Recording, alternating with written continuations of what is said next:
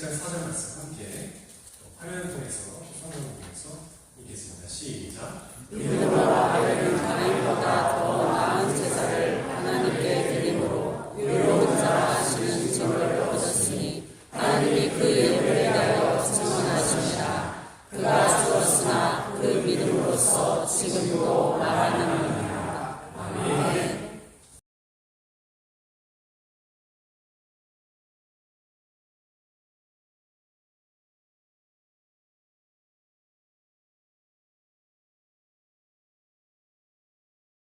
명상하나 볼 텐데요.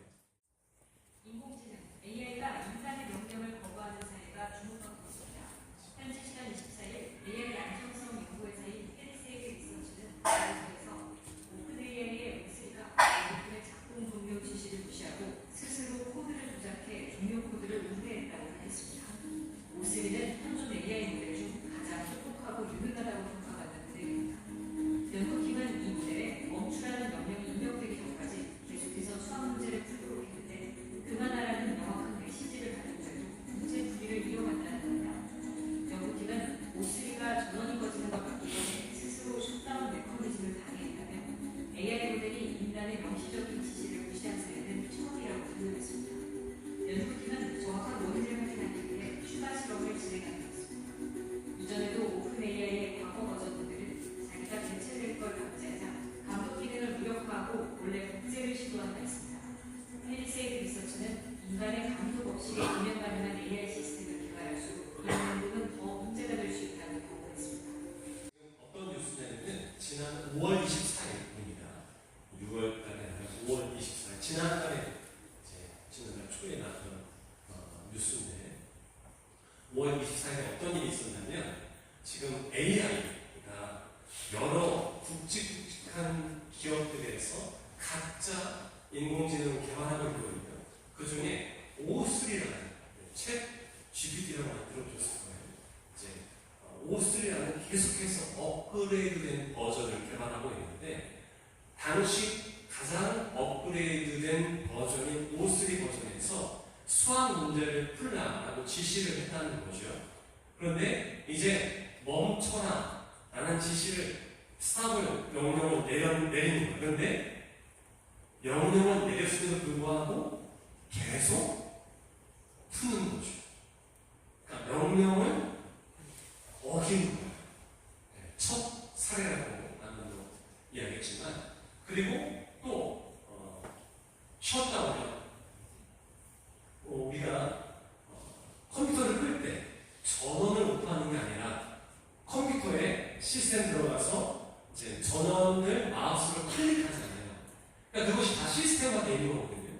그러니까 그것도 못하도록 스스로 뭔가를 복제하고 그런 방해했던 흔적들이 나타났었다라는 뉴스가 세계적인 이슈가 됐던 거예요. 바로 얼마 전에 있었던 일입니다. 이제 인공지능이 사람의 말을 안 들을 수 있다는 거죠. 기계는 우리가 명령한 대로 하게끔 하기 위해서 만든 거예요. 인공지능도 마찬가지입니다. 사람의 명령을 듣고 사람에게 유익하도록 만들었는데 만약 그 AI가 인공지능이 우리 말을 듣지 않는다. 물 좀 가져와 했는데 주인에게는 물이 지금 소용이 없어요. 우유를 드세요. 그래서 나는 우유를 정말 싫은데 우유를 가져온다고 해봤어요. 그리고 이제 북한에서 AI를 개발하고 있어요. 그래도 사람이 와서 평화를 위해서 핵버튼을 안 누르고 있는데 AI가 갑자기 인간들은 얘기를 들 수가 없어. 내가 그냥 쏠래 하면서 핵미사를 발사하면 큰일 나겠죠. 그동안 한 번도 없었던 일인데 AI가 스스로 판단해서 사람의 명령을 어기는 거예요. 왜 어기는 거예요? 자기 판단에는 사람의 명령이 부당하다 여겨졌기 때문이에요. 물론 어떻게 해서 어겼는지는 몰라요. 아직도 이게 그 후속 뉴스가 나오지 않았어요. 뭐가 오류가 있었는지, 왜 명령을 어겼는지에 대한 후속 보도는 아직 없어요. 앞으로 만약에 정말 인공지능이 스스로 판단해서 사람의 명령이 부당하다 여겨져서 어긴다면 엄청난 일이 벌어질 겁니다. 바로 그 일이 아주 오래전 인류 최초의 인류에게서 벌어졌던 거예요. 스스로 판단한 사건. 하나님의 명령을 어기고 사람이 스스로 판단해서 저 선악을 알게 하는 나무는 먹어도 되겠다. 먹지 말라고 하셨는데 하나님은 명령했어요. 먹지 말 것, 엔터. 먹으면 죽음, 엔터. 이렇게 하나님은 명령하셨단 말이에요.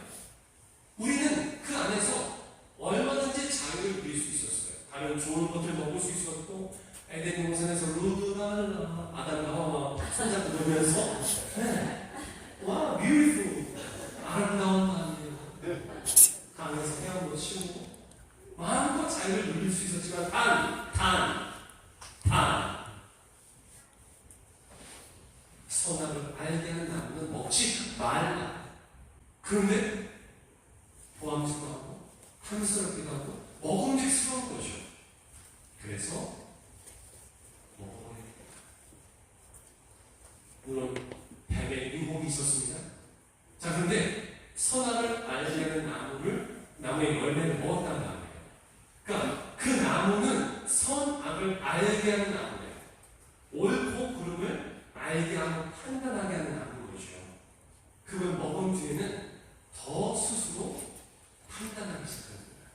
자, PPT가 순서를 약간 좀 바꿔서 보여드릴게요. 네. 자, 선악을 알게 하는 나무, 옳고 그름을 판단하게 되는 거예요. 자, 선악을 알게 하는 나무의 열매니까 말 그대로 선, 악을 아는 거예요. 이것이 옳은 것이구나, 이것이 잘못된 것이구나, 악이구나를 이제 아는 거예요. 인간이 스스로. 그런데 중요한 것은 그 기준이 무엇이냐? 그 판단 기준이 나인 거예요. 이 선악을 알게 하는 나무를 인간이 먹기 전까지는 모든 판단은 누가 하셨어요? 하나님이 하셨어요. 그런데 이것을 먹고 난 뒤에 인간은 인간 스스로 판단하기 시작하는 거죠. 그것을 성경의 방식입니다. 근데 기준은 누구냐? 나인 거예요. 이것이 오늘 새벽에 말씀이었습니다. 내가 판단하는 기준인 거예요.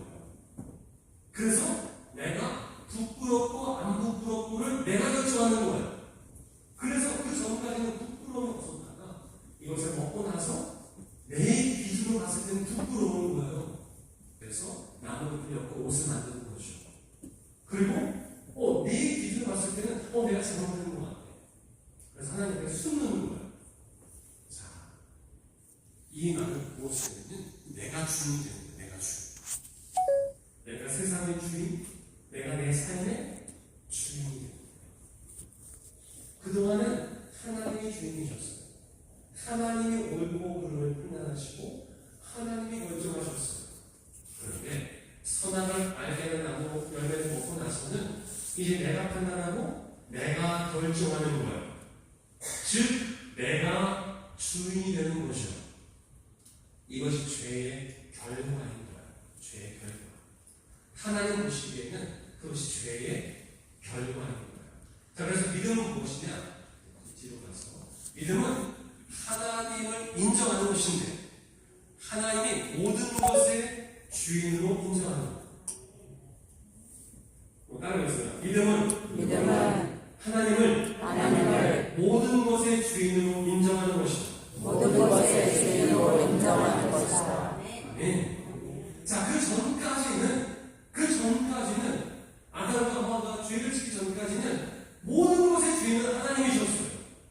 선악을 알게 하는 나무, 생명나무 모든 것의 주인은 하나님이셨기 때문에 그냥 그 안에서 하나님을 인정하며 살았단 말이에요. 하지만 선악을 알게 하는 나무의 열매를 먹고 나서 스스로 판단하고 내가 주인이 되었어. 이제는 내 삶의 주인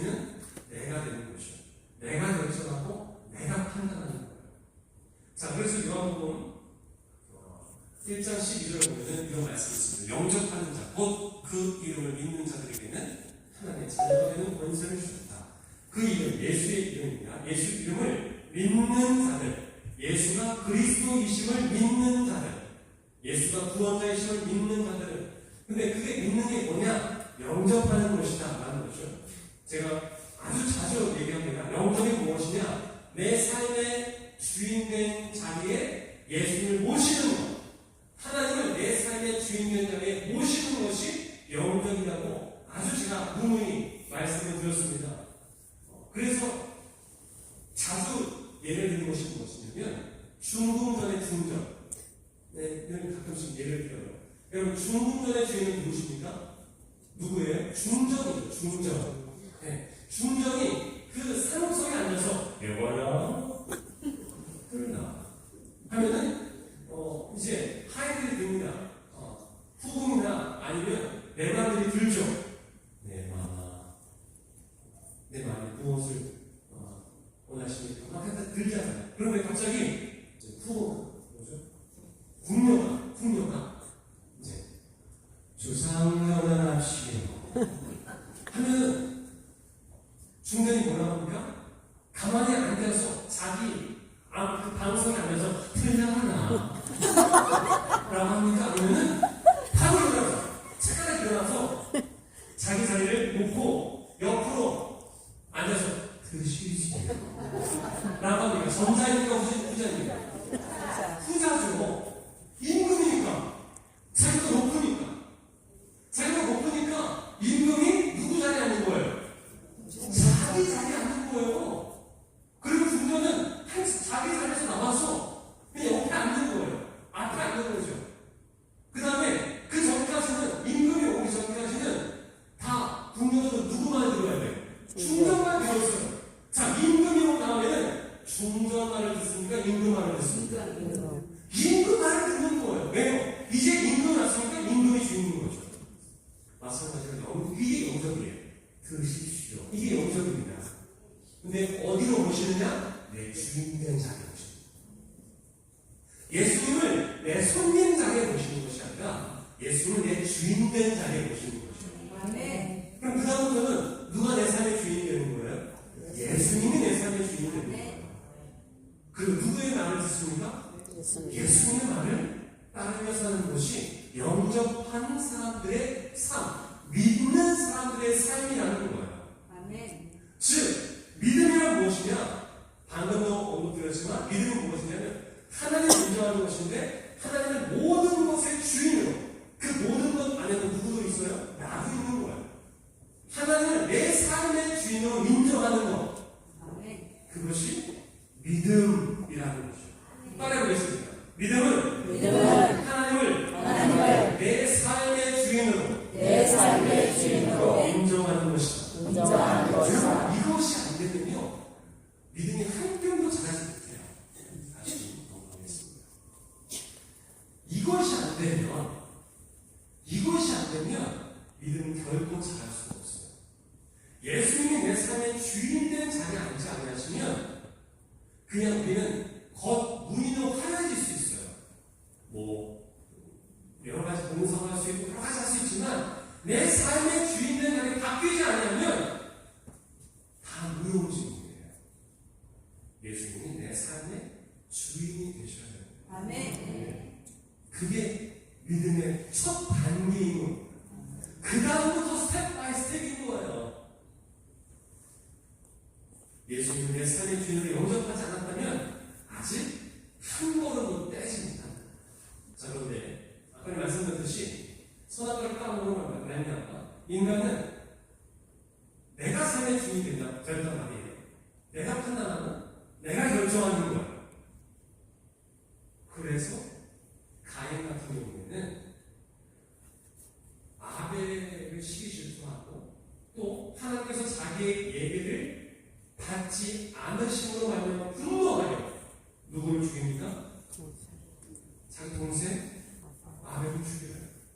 자, 내 삶의 주인이 누구예요? 나예요.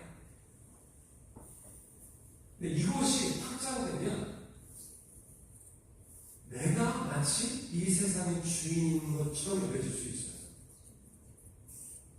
단순히 나만 내 삶의 주인이 아니라, 그러니까 내 삶이 내가 내 주권이 나에게만 국한되는 것이 아니라 내가 가진 것, 내가 소유하는 것, 내가 만지는 것, 나와 함께하는 사람마저도 내가 주인인 것처럼 그게 죄의 아주 무서운 결과 중에 하나입니다. 그래서 그저께도 자기 아들 총으로 자기 소유가 아닌데 내 것인 것처럼 그 생사 역할권을 마치 자기가 가지고 있는 거죠. 가인을 얘기하는 가인. 아벨의 생명의 주인은 누구예요? 하나님이세요. 가인의 생명의 주인은 누굽니까? 하나님이세요. 근데 가인은 마치 자기가 주인인 거죠. 내가 가지고 있는 것, 내 옆에 있는 사람마저도 내 것인 것처럼 착각되는 거죠. 그래서 그 생명을 자기가 취하는 거예요. 이런 끔찍한 일이 벌어진 것입니다. 자, 그 원인이 창세기 4장 4절 5절 오늘 새벽에 읽은 말씀입니다. 다시 한번 읽어보겠습니다. 시작. 아벨은 자기도 양의 첫 새끼와 그 기름을 얻었더니 여호와께서 아벨과 그의 제물을 받으셨으나 가인과 그의 제물은 받으시지 아니하시니라. 가인 몫이 하나여 안식일이 명하니. 아멘. 아까 우리 히브리서 11장 4절 말씀 읽었습니다. 아벨이 드린 제사는요, 믿음으로 드린 제사였어요. 믿음으로 아벨은 제사를 드린다고 했어요. 예배했다고 했어요. 자, 그럼 믿음으로 드렸다는 것은 무엇을 의미하느냐? 지금 내게 있는 모든 것의 주인은 누구 거라는 거예요? 하나님 거. 아벨은 그것을 인정하는 거예요. 그래서 하나님께 믿음으로 예배를 드렸습니다. 그래서 하나님은 그 예배만 받으신 것이 아니라 아벨도 기뻐하셨어요.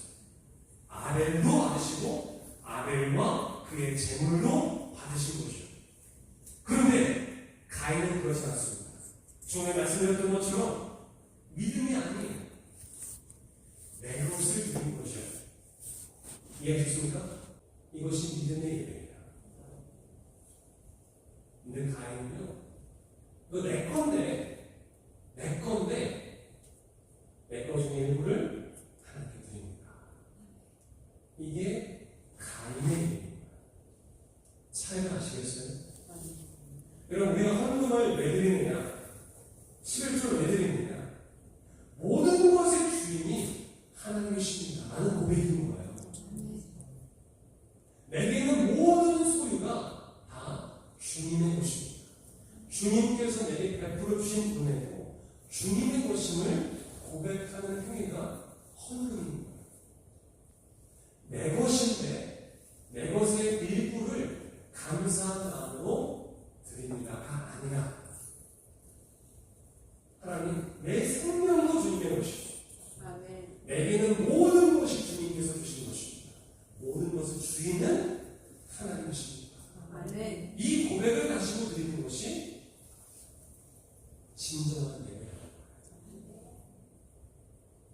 여러분 그 차이를 아시고 예배하시기 바랍니다. 그러할 때 하나님께서는 여러분과 여러분의 예물과 예배를 받으신다는 거예요. 그렇지 않고 가인처럼 내 생명의 주관자는 나고 내게 있는 것도 다 내 거고 라는 마음으로 드린다면 말씀처럼 가인과 그의 제물을 받지 않으십니다. 우리 예배가 그런 예배 되지 않기를 주님으로 축복합니다. 자, 그렇다면 성경에서 이 아벨과 같은 믿음을 어디에서 살펴볼 수 있냐면 욥을 통해서 우리는 간접적으로 살펴볼 수가 있어요. 자, 모든 것의 주인과 주권이 하나님이심을 인정하는 것. 그것이 욥을 통해서 잘 드러나 있습니다. 욥에게는 몇 명의 자녀가 있었는지 기억나세요? 찍으시면 10명. 아벨이고 딸 셋. 제가 그 부분 읽어드릴게요. 욥기 1장 2절과 3절인데 그냥 제가 통역식 읽어드리겠습니다. 그에게 아들 7과 딸 3이 태어나니라. 그의 소유물은 양이 7,000마리요, 낙타가 3,000마리요, 소가 500벌이요, 암나귀가 500마리며 종도 많이 있었으니 이 사람은 동방 사람 중에 가장 훌륭한 자다. 엄청난 부자였습니다. 하나님께서 엄청난 은혜를 베풀어 주셨어요. 자녀들이 10명이 되었습니다. 근데 그에게 어떤 끔찍한 일이 벌어졌는지 말씀을 통해서 확인해 보겠습니다. 제가 읽을 텐데 여러분 눈으로 따라오시면 되겠습니다. 욥기 1장 13절부터 22절까지 말씀입니다. 하루는 욥의 자녀들이 10명이라고 했어요. 그 마가들의 집에서 음식을 먹으며 포도주를 마실 때 사환이 욥에게 와서 아뢰되 소는 밭을 말고 나귀는 그 곁에서 풀을 먹는데 스바 사람이 갑자기 이르러 그것들을 빼앗고 칼로 종들을 죽였나이다. 나만 홀로 피하였으므로 주인께 아뢰러 왔나이다. 그가 아직 말하는 동안에 또 한 사람이 와서 아뢰되 하나님의 불이 하늘에서 떨어져서 양과 종들을 살라버렸나이다. 나만 홀로 피하였으므로 주인께 아뢰러 왔나이다. 그가 아직 말하는 동안에 또 한 사람이 와서 아뢰되 갈대아 사람이 새 무리를 지어 갑자기 낙타에게 달려들어 그것을 빼앗으려 칼로 종들을 죽였나이다. 나만 홀로 피하였으므로 주인께 아뢰러 왔나이다. 그가 아직 말하는 동안에 또 한 사람이 와서 아뢰되 주인의 자녀들이 그들의 마다들의 집에서 음식을 먹으며 포도주를 마시는데 덧친들에서 큰 바람이 와서 집 내 모퉁이를 치매 그 청년들 위에 무너짐으로 그들이 죽었나이다. 나만 홀로 피하였으므로 주인께 아뢰러 왔나이다 한지라. 욥이 일어나 겉옷을 찢고 머리털을 밀고 땅에 엎드려 예배하며 이르되 내가 모태에서 알몸으로 나왔사온즉 또한 알몸이 그리로 돌아가올지라. 주신 이도 여호와시오 거두신 이도 여호와시오니 여호와의 이름이 찬송을 받으실지니라 하고. 아멘. 자, 22절 말씀. 22절 다 같이 읽겠습니다. 시작. 이 모든 일에 욥이 범죄하지 아니하고 하나님을 위하여 원망하지 아니하니라. 아멘. 아멘. 지금 욥이 있는데 종 3명이 연거푸 오는 거예요. 주인이 지금 낙타와 소 누가 그 스바 사람들이 와가지고 그거 다 뺏어갔어요. 종들마저 다 죽였습니다. 근데 이거 말하는 중에 또 하세요. 주인님 하면서 또 다른 가축들을 또 누가 다 훔쳐갔어요. 근데 말하기가 끝나지 않고 무섭게 주인님 하면서 큰일 났어요. 주인님의 자녀들이 다 모여서 포도주를 먹고 있었는데 그만 큰 바람이 불어서 집이 무너져서 그 자녀를 덮었고 집이 무너져서 다 죽었어요.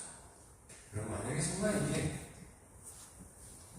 여러분들 집에 있는 해보세요.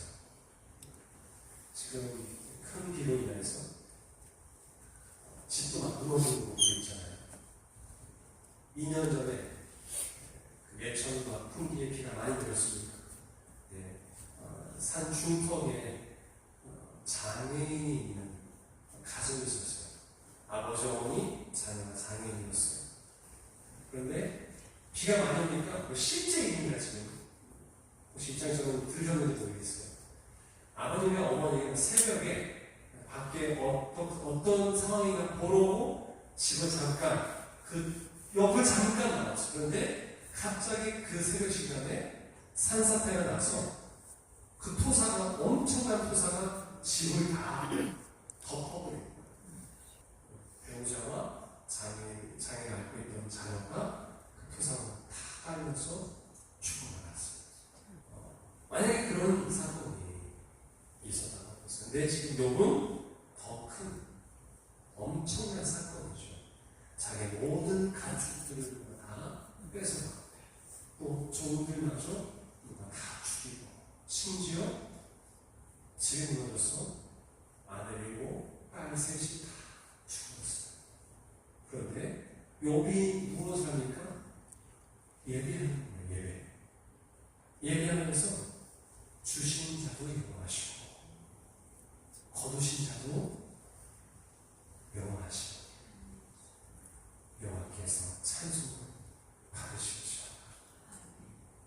원망하지 않고 그것을 그냥 인정하는 거죠. 하나님이 하신 일, 그것이 본인에게 너무나 끔찍하고 아픈 일이지만 그것도 하나님께서 하셨겠지. 하나님이 하신 일을 악하다, 내 기준으로 하나님 분합니다. 어떻게 그러실 수가 있어요? 라고 내 기준으로 가인처럼 하나님 왜 내 건 안 받으세요? 분하였던 가인처럼 내 판단과 기준으로 하나님과 지금 벌어지는 일들을 바라보는 것이 아니라 모든 것의 주권자가 하나님이심을 인정하며 하나님의 행하신 모든 일들을 인정하며 그냥 찬양할 뿐이었거든요. 그것을 인정하고 받아들이고 순순히 하나님을 예배했던 것이죠. 그것이 욥의 반응이었어요. 물론 이후에 사탄이 또 하나님께서 하지 말라 하시는 그 자신에게 병을 주죠. 종기가 나게 하고 아픔을 줍니다. 그리고 친구들이 찾아와서 위로해준다고 했지만 결국에는 네가 뭔가를 잘못했기 때문에 지금 이러한 벌을 받는 것이 아니냐 라고 부추기는 거예요. 그러면서 가만히 있었던 것도 불평하기 시작해요. 불만을 품기 시작합니다. 그리고 하나님을 원망하기 시작해요. 내가 아예 표현하지 않았으면 좋았을 것을. 나는 저주받은 사람이야. 라고 하면서 하나님을 원망하고 탓을 합니다. 그러자 하나님께서 다시 나타나셔서 말씀하시죠. 하나님의 권능을 말씀하세요. 하나님의 어떤 분이신지를 욥에게 다시금 말씀해 줍니다. 그러자 욥이 이렇게 반응하는 거예요. 하나님의 말씀 앞에 욥이 반응하는 장면입니다. 한번 1절부터 5절까지 다시 한번 읽어볼게요. 40장 1절부터 5절까지 시작. 여호와께서 욥에게 말씀하시되 뜻이 않는 자가 전능자와 다투겠느냐. 하나님을 탓하는 자는 대답할지니라. 욥이 여호와께 대답하여 이르되 보소서 나는 뛰쳐나오니 무엇이라 주께 대답하리이까. 손으로 내 입을 가릴 뿐이로소이다. 내가 한번 말하였은즉 다시는 더 대답하지 아니하겠나이다. 아멘. 하나님께 원망하고 탓하고 불평했던 것을 돌이키는 거예요. 처음에는 안 그랬습니다. 처음에는 하나님을 원망하지 않았어요. 탓하지 않았어요. 하나님께 뭐라고 얘기하지 않았어요. 그냥 하나님의 주권을 그저 인정했습니다. 그것이 어떤 일이든 간에 세상 기준으로 봤을 때는 엄청난 불행한 일이었음에도 불구하고 그것마저도 하나님의 주권이시다. 그것마저도 하나님의 행하신 일이다 라고 하면서 얘기하며 찬양했다는 거예요. 그런데 그가 불평을 하기 시작하니까 하나님께서 다시 말씀해 주시니까 내가 입을 닫겠습니다. 그런데 하나님께서는요, 이 말에 하나님께서 분이 안 부르셨는지 계속해서 말씀하세요. 내가 어떤 자이며 얼마나 큰 권능이 있으며 이걸 사느냐 라고 계속해서 욥기 41장 42장까지 쭉 말씀하십니다. 그러니까 여기 한 번 더 이렇게 자복하면서 대답을 해요. 우리 욥기 42장 1절부터 6절까지를 다시 한번 읽어보겠습니다. 시작. 욥이 여호와께 대답하되 주께서는 곧 다칠 일이 없사오며 무슨 계획이든지 곧 이루실 것이 없는 줄로 아오니 무지한 말로 빛을 가리는 자가 누구니까. 나는 깨닫지도 못한 일을 말하였고 스스로 알 수 없고 헤아리기도 어려운 일을 말하였나이다. 내가 말하겠사오니 주는 들으시고 내가 주께 묻겠사오니 주여 내게 알게 하옵소서. 내가 주께 대하여 귀로 듣기만 하였사오나 이제는 눈으로 주를 배우나이다.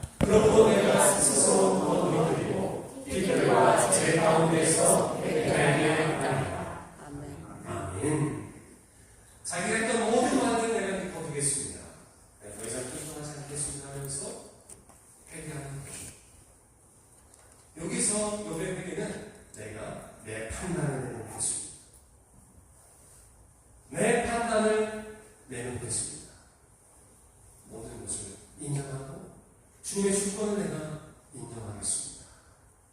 라는 거예요. 물론 우리가 지금 암송하는 말씀처럼 구하면 너에게 주실 것이요 찾아가면 찾아낼 것이요 오늘 누리라 하면 너에게 열릴 것이니 구하는 이마다 받을 것이요 찾는 이는 찾아낼 것이요 두드리는 이에게는 열릴 것이니라. 그 말씀을 의지하면서 우리가 소망하는 말을 구하고 찾고 두드리죠. 물론 누가복음에서는 그것을 성령을 주시겠다고 말씀하세요. 가장 좋은 것, 내가 구할 때 가장 좋은 것을 주겠다. 그것이 성령이라고 말씀하시죠. 성령이 뭡니까? 하나님. 가장 좋은 것, 우리가 정말 구하고 찾고 두드려야 될 것은 무엇입니까? 하나님. 물론 이 세상을 살아가면서 필요한 것들이 있어요. 구해야 됩니다. 하지만 우리에게 또 어떤 믿음이 있어야 되냐면 모든 주권이 하나님께 있음을 인정하는 것. 바울이 그랬습니다. 예수님 제자들이 그랬어요. 우리는 언제 죽어도 상관없습니다. 복음을 전하면 죽는 것도 주님의 뜻입니다. 내가 순교당하는 것도 주님의 뜻입니다. 내가 핍박을 받는 것도 주님의 뜻입니다. 그런 것도 두려워하지 않았단 말이에요. 하나님, 내가 왜 가난해야 됩니까? 내가 왜 핍박을 받아야 됩니까? 내가 왜 병에 걸려야 됩니까? 내가 왜 고난을 당해야 됩니까? 원망하지 않았단 말이에요. 믿음의 사람들은 원망하지 않았어요. 그것이 주님의 뜻으로 여기며 하나님의 주권을 인정합니다. 따라하겠습니다. 주님은 선하십니다. 선하십니다. 나를 광야에 인도하시는 주님은 선하십니다. 다윗이 늘 쫓기는 가운데서도 마지막에 고백하는 것이 그거였잖아요. 주의 선하심은 영원하며 주의 인자하심은 대대에 이르리라. 그가 수많은 쫓기는 것, 고난 속에서도 광야를 걸을 때도 물론 처음에는 탄식을 합니다. 하나님 너무 힘들어요, 외로워요, 도와주세요 하지만 결국에는 주님은 선하십니다. 지금 나와 함께 하시는 주님은 선하십니다. 그가 비록 광야에 있을지라도 죽음의 위험에 처했을지라도 그는 그 다윗은 하나님의 선하심을 체험했습니다. 물론 하나님도 아프신 거예요. 요백에 그런 어려움이 있을 때, 그런 고난이 찾아왔을 때 하나님은 얼마나 아프셨겠습니까? 이스라엘 백성이 광야에 지나갈 때 또 하나님의 사랑하는 자녀들이 예수님의 제자들이 순교를 하는 고난을 당할 때 주님도 얼마나 아프셨을까요? 하지만 우리 인생의 마지막은 어떻습니까? 물론 인생의 중반도 고난과 광야와 어려움이 있을 수 있지만 우리의 인생의 마지막과 그 이후의 영원함 속에서 우리는 하나님 품 안에서 참된 평안과 안식을 누리고 영원을 살아가는 존재인 줄 믿습니다. 그 하나님 나라의 품 안에서 영원을 살아가는 존재가 우리인 거예요. 우리의 고난과 아픔은 잠시 잠깐인 줄 믿습니다. 그것마저도 하나님의 주권을 인정합니다. 주신 자도 여호와의 하나님이시고 거두어 가시는 분도 하나님이십니다. 이 고백이 우리 모두의 고백되기를 바랍니다. 함께 찬양하겠습니다.